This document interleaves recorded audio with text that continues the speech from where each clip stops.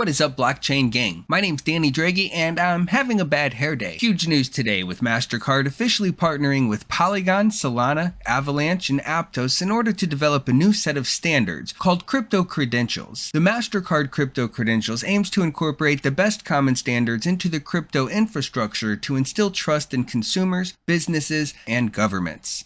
I know this is going to have speculators creaming in their pants, and I hate to burst anyone's bubbles, but this is crap if you ask me. Why do we need Mastercard to verify our NFTs are legit? Doesn't the blockchain have that capability on its own in a trustless environment where code is law, not Mastercard? Is this Mastercard like a beware of dog sign you slap onto your fence so hackers and thieves move on down the block to the next house? How does Mastercard being involved inherently make our digital assets more secure? Is it because they have so much experience facilitating fraud and being hacked and leaking user data? I mean, their whole business model revolves around charging people to sell stuff while paying off any fraud that occurs by charging those people more. If you ask me, this is just another fat pig trying to get in on a slice of the pie for themselves while offering nothing of value in return to end users but techno-babble baloney. I feel like the whole reason Bitcoin was created was because of these douchebags, so giving them the keys to have authority and control over asset verification kind of seems like a step backwards, but hey, what do I know? Mastercard previously partnered with Binance to offer a credit card to people in Brazil or Argentina linked to their crypto accounts, so if you're familiar with that system, please let me know how it works.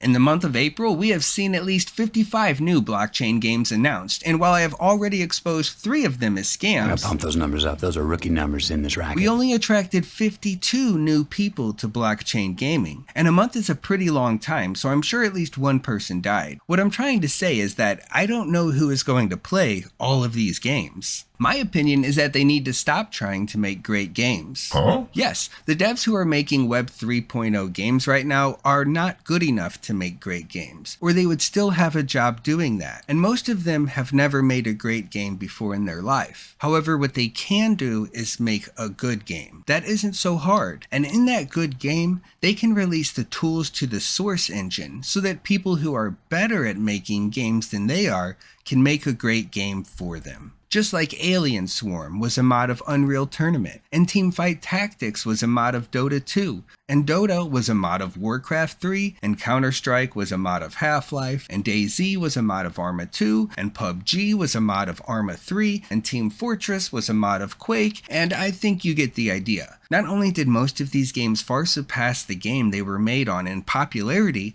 they birthed entire new genres that created generations of hardcore gamers. The truth is that devs can't afford to be experimental or creative with so much money on the line. They have to make something that everyone will enjoy, or else you get a Forspoken. Or you can go the route of MapleStory Universe and give players the tools to create their own experiences and they will blow your fucking mind. And you don't even have to pay them. And gamers will be crawling all over themselves to get to Web 3 just to play it because it's the only shop in town. So many condescending news articles are like, well, the barrier to entry is too complex for a gamer to set up a wallet by themselves. bitch, gamers will camp in the snow on Christmas at midnight outside of a Best Buy so nobody else snags their gamer tag on launch day. They'll sign up for a brand new Gmail account to create an alternate game, level it up to 25 just so they can use the world chat in order to commit a hate crime, even though they'll get automatically banned for it. Don't tell me the wallet integration is the thing that is slowing us down. That is just bullshit. It is objectively harder to reset a password in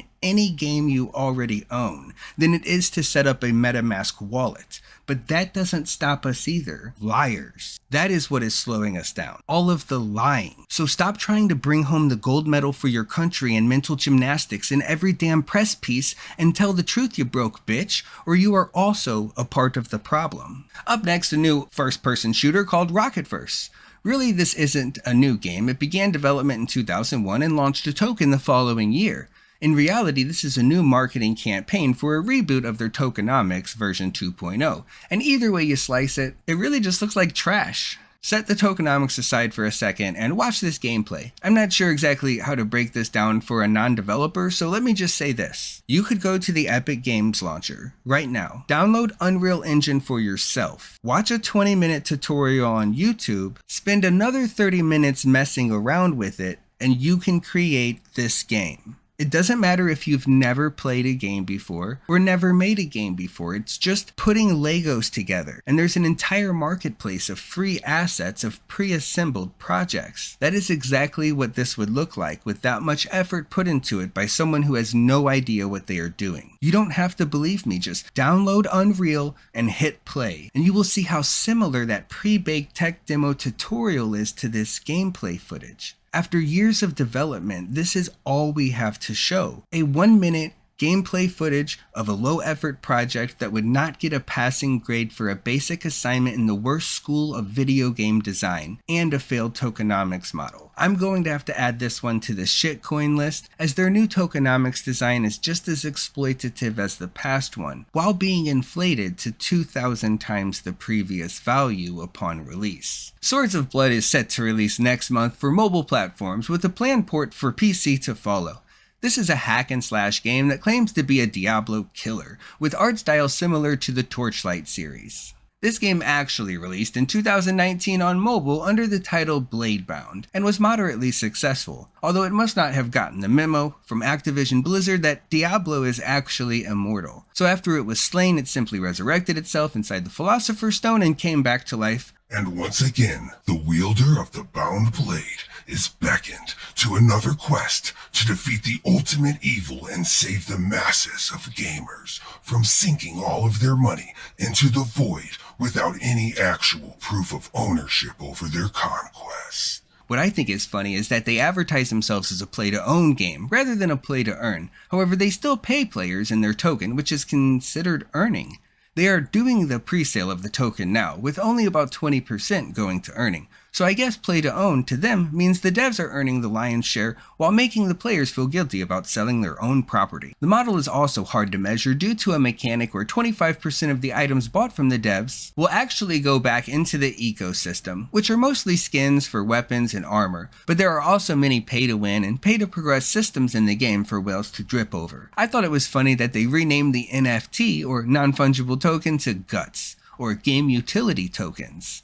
In other news, Chainlink announced a new protocol for lending and renting NFTs for blockchain gaming. They cite that high prices of NFTs have made games inaccessible to most players, and this is why the games are struggling with new player adoption. My leading theory is that NFT rental is a terrible idea. It creates monopolies inside of guilds who own 90% of all NFTs and keep the prices artificially high, which also creates artificially higher rents for the speculators or middlemen. Imagine if scalpers bought up all the PS5s and instead of selling them for 200 to 400% markup, they could rent them out for $200 a week. Sure, this would make them more accessible, but the prices would never fall to market levels because of this. So it is really just keeping them from falling. The only way I can get behind NFT renting is a rent-to-own program where a player is earning the lender money while working towards the ownership of their own NFT, so that they no longer have to rely on the guild for their access. Without the ability to create value for themselves through passive income, the value is entirely derived from the new players funding the ecosystem and is therefore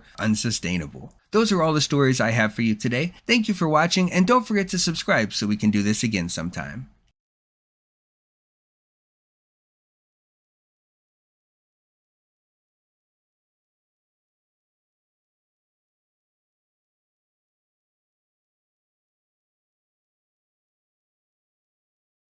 Yeah, Mr. Laser. Here it comes. Here it comes. You will be destroyed. You're going The down. explosion will be of extraordinary magnitude. Just hang on. It takes a while. Oh God, my back!